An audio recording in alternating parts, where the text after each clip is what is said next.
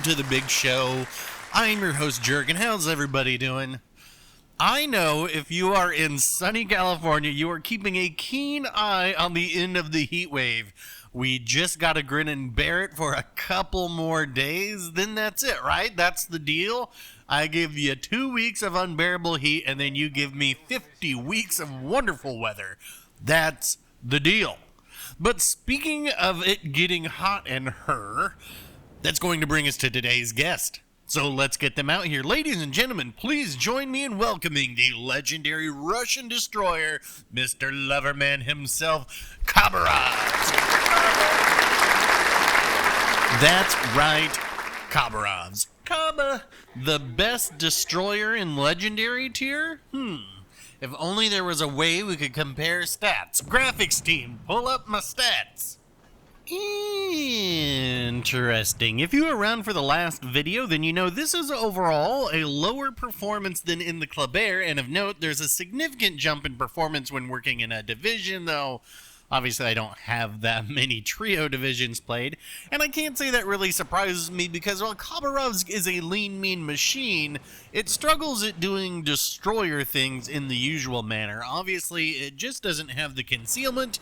Even a full agile build still leaves it fairly clunky. You don't have the most serviceable torps despite them using the Russian stealth technology. And when you add all that together, it looks like we're averaging about 300 XP less, that is base XP less, per match than in the Kleber.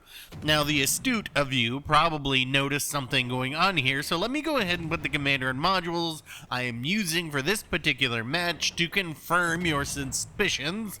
Yes, we are running, that's jolly old troops with rumble and Old Bay seasoning, great on seafood and destroyers, and yes, I have perceptive on instead of my usual full assault torching build. And why is that?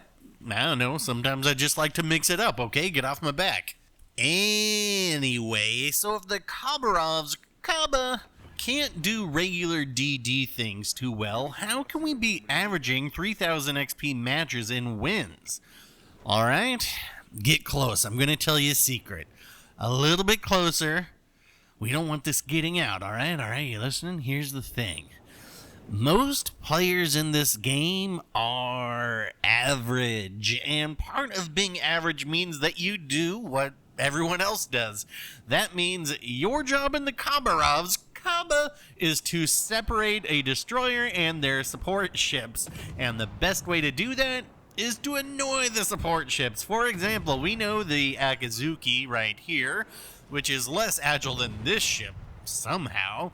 Their support was the Albemarle at the beginning, which I had no problem shooting at thanks to my range. Even if I'm not doing great damage to them, I just want to annoy them into doing anything which results in them leaving their destroyer to me. And somewhere behind this Akazuki is a Republic or a Yamato or both, either of which could seriously put a dampener on my party. But as you know, while battleships are the most prolific type of ship in matches, they aren't particularly known for supporting their teammates or pressing an advantage. We should really do a video that shows an example of not doing that. Maybe in a Brandenburg. Maybe we should do it right after this one. That's right, this is another double feature, but hold on, we're getting ahead of ourselves. So now that we've removed the destroyer over here and discouraged their support from getting anywhere close, our lousy concealment doesn't really matter that much anymore, which means I can now do destroyer type things and flip this cap. You've heard me talk about it in previous videos, and we're seeing it right here.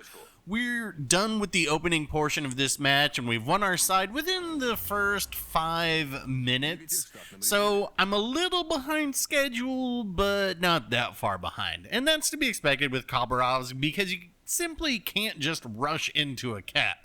Unfortunately, the remainder of the blue team has not been as successful in their attempts to win their caps, and in fact, our center spawn, while not fling from the get-go, have really blown it and not getting on B. This is one of the few maps where a battleship or a cruiser can just drive straight onto B and park it, as they're fairly protected, and then have a great view to crossfire into the flanks. But What's moving, precious? Battleships are supposed to just sit bow towards the enemy and blast away pointlessly at their bows with AP for chip damage. Again, we'll cover that in the second half of this video.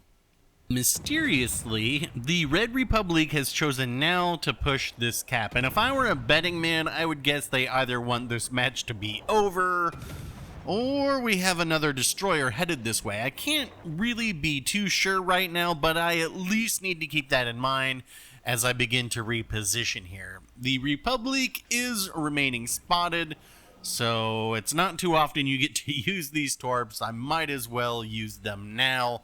If you don't know, Khabarovsk torps, they have essentially zero detection. And look, what do you know? There is a destroyer over here. And it's a full health Delny, so this should be a pretty decent fight.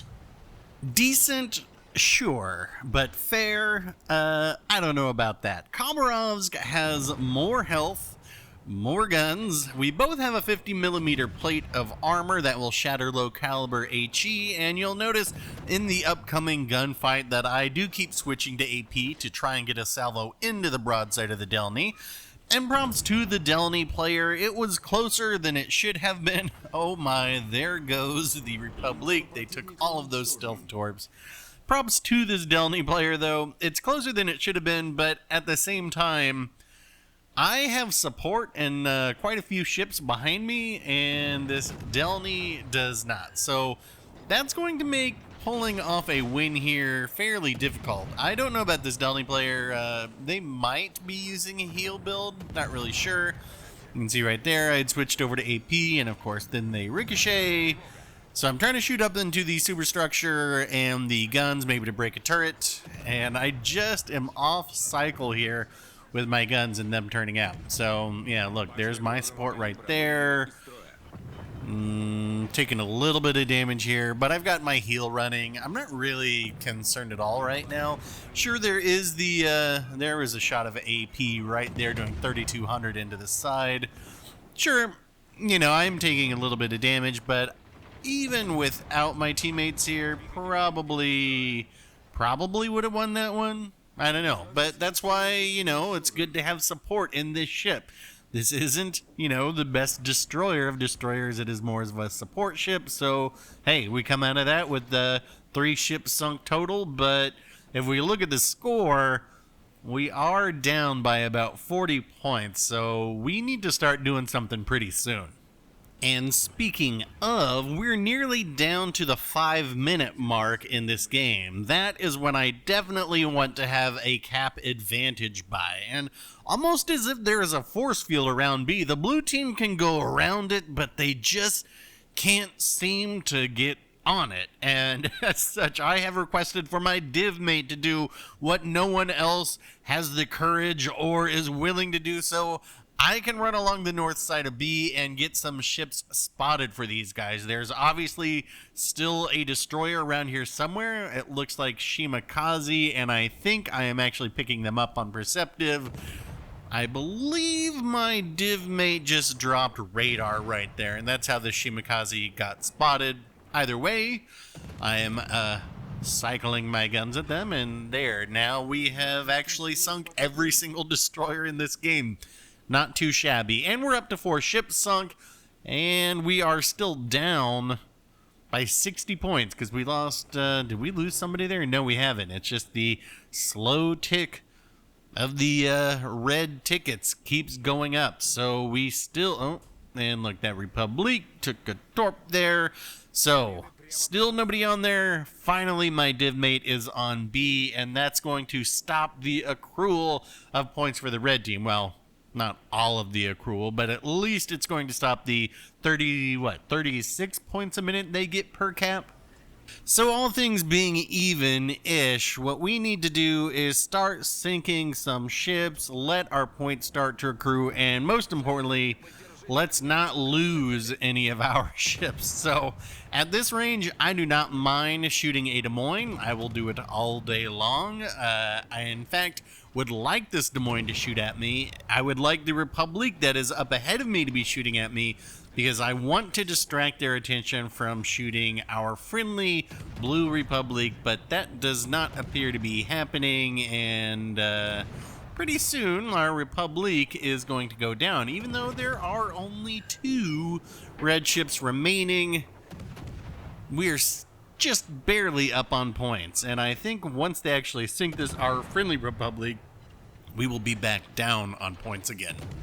So this match is close, and in fact, I believe they're just about to sink our friendly Republic any second now, and we will see that the points flip again right there. So they are back in the lead. However, we are accruing points faster now, so it looks like things are pretty much in the bag. I don't really know what our destroyer down in the south is doing, though, so we can't play too recklessly. Anyway, please notice that I am shooting AP into a broadside battleship, and hey, it's actually doing some damage. This is something that we generally try to talk to every once in a while whenever we show destroyers, but you can shoot AP into broadside battleships. Think about this, they only have a little bit of armor up there, and your shells are going to penetrate and do some damage, so it always makes sense when they're giving you broadside, use AP when they switch in and go to their bow. Yes, sure, switch over to the HE, but know when to use the right shell, please. It'll make your destroyer gameplay much better. And speaking of, you'll notice I've switched over to AP for the Des Moines because I am looking for a double strike. Oh, there's our Kraken, and let's get a shot off at the Republic and see if we can't pick up a 6-pack and a double strike for the win. Pretty good game. Let's see the scoreboard. We have 2,787 XP for a good game, but actually a little below average for a Khabarovsk game. And a GG to everyone. It looks like the Red Republic almost had a Kraken of their own as well. But now let's switch over to something a little bit different. There she is, the Brandenburg. Personally, I think this was the last campaign ship that I was pleasantly surprised with. Honestly, I haven't played a single match in the Musashi yet, and while Republic is fun and all, I always have to ask myself, do we really need another battleship in this match? It is almost a guarantee that there will always be 5.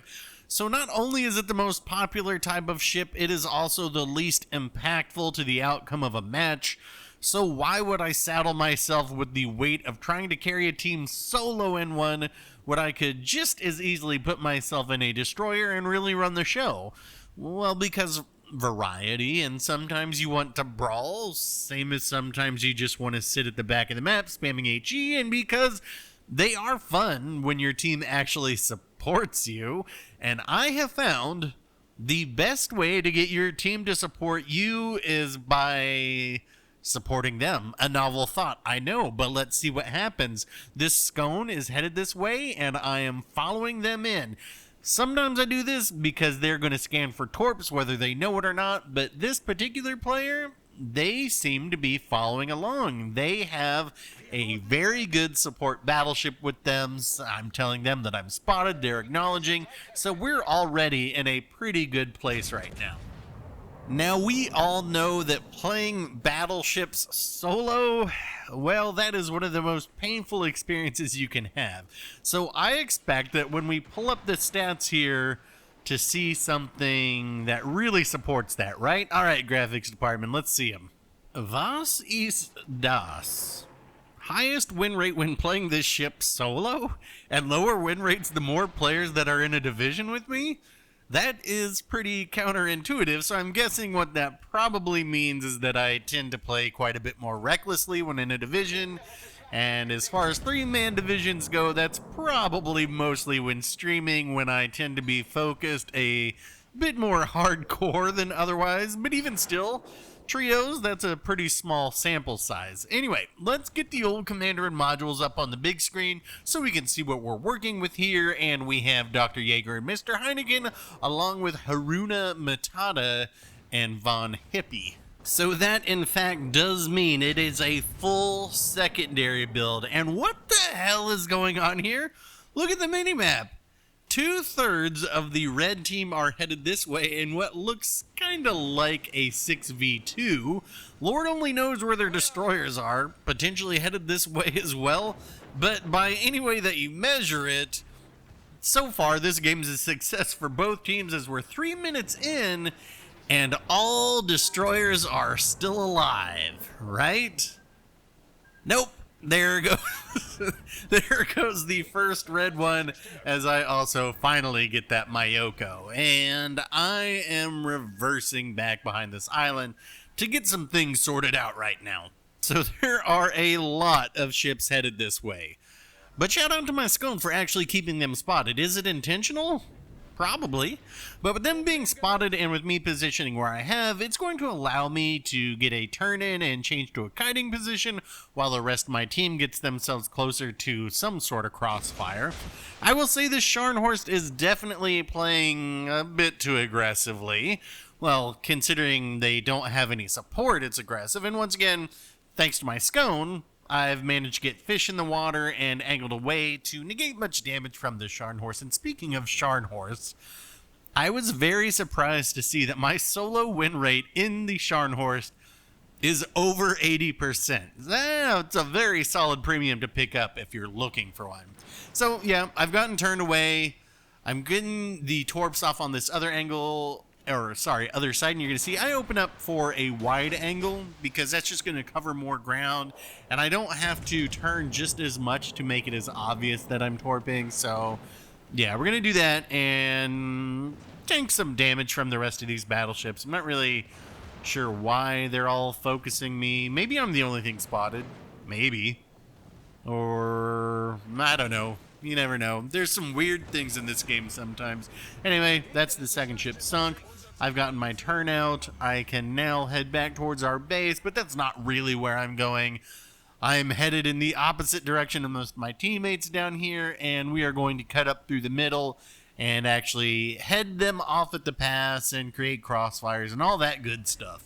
If you are subscribed to this channel, then you may have seen in the community tab in that poll that I ran a week or so ago when this game happened, where I was alluding that this is a mysterious XP game. So we might as well talk a few fun XP facts.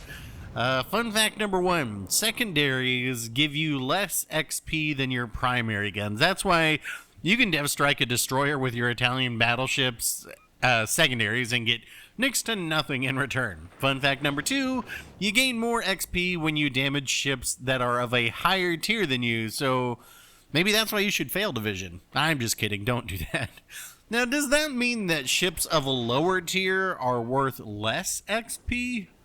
Maybe.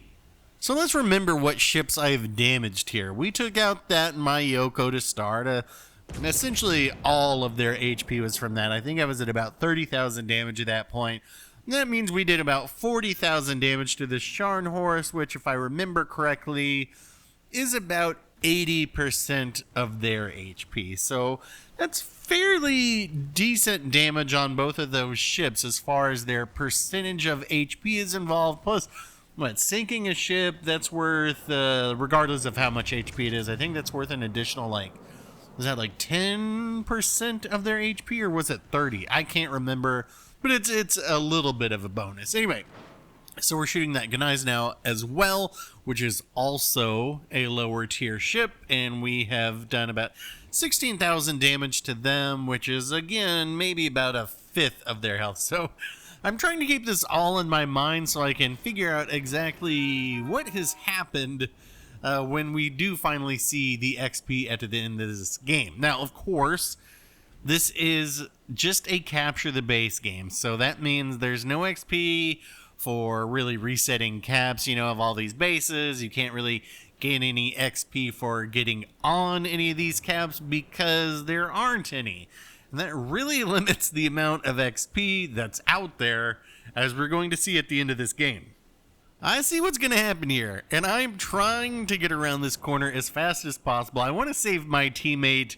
I just need to see where that Gneiss now is, and there I can get my shot off, but it's too late for my teammate. But I do manage to pick up the Gneiss now as well, so I think that was about half of their health as well. So that is now 3 ships of a lower tier that I have sunk. But we do have a Georgia and an Iowa over here, and we know that this is at least a Kraken game.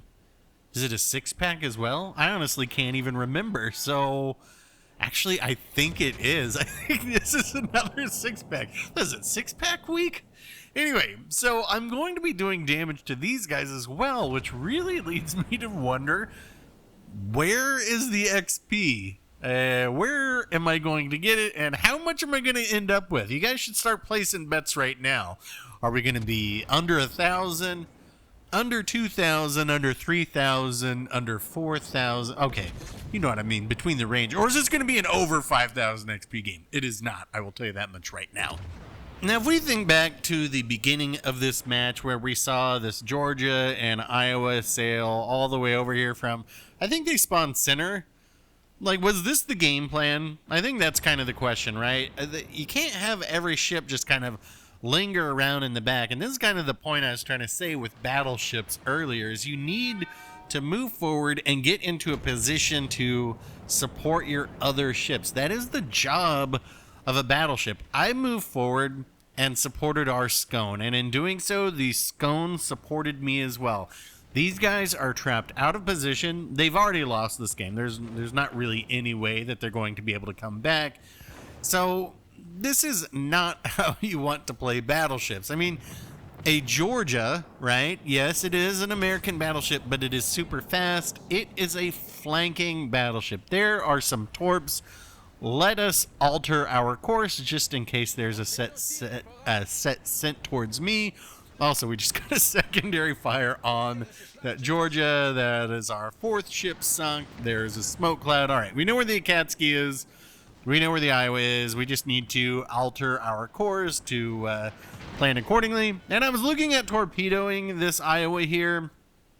But if I were to send torpedoes right now, my ship right here on the right, I think that's a Massachusetts, they would block the torps. So there's not really much sense in me putting them down. Even though I'm looking at it, I'm realizing that's a bad idea. Iowa opens up a little bit. My guns are loaded. All right, there is the Kraken. And now we might as well go ahead and sink the last ship. So, as I was saying, battleships need to push forward. They need to stop huddling together. There's nothing more frustrating when I'm playing a battleship solo than having another friendly battleship sit right next to me.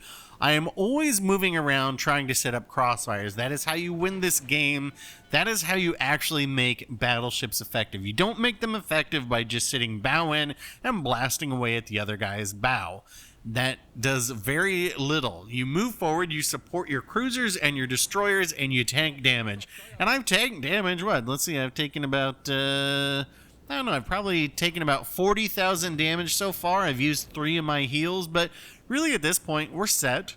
We've got everything done. We've had about 130,000 damage. It's not the highest damage game, but I mean, we are, spoiler alert, going to get first in this match. That's right, a solo battleship getting first. Oh, we just nicked the Akatsuki there. And we will see what happens. Now, I was pretty certain one of my teammates is going to sink this guy, right? I mean, he's stuck on the border. If you don't know, when somebody's just border humping like this, let auto aim do its thing, right? Unless they start to turn. And then you plan accordingly and add some lead, which I just did there. And oh, now they are trying to scoot along again. But it's not going to matter. There's the 6-pack. That's going to do it for this game. Let's see this scoreboard. Place your bets. 1,997 base XP in a 6-pack win. So all of about 1,300 XP without the win bonus. WTF? Where's all the XP? Where is any XP? No one on any team got any. But GG to the Blues. Red, I hope you learned not to overload a side, but who am I kidding? And that's going to wrap it up for this one.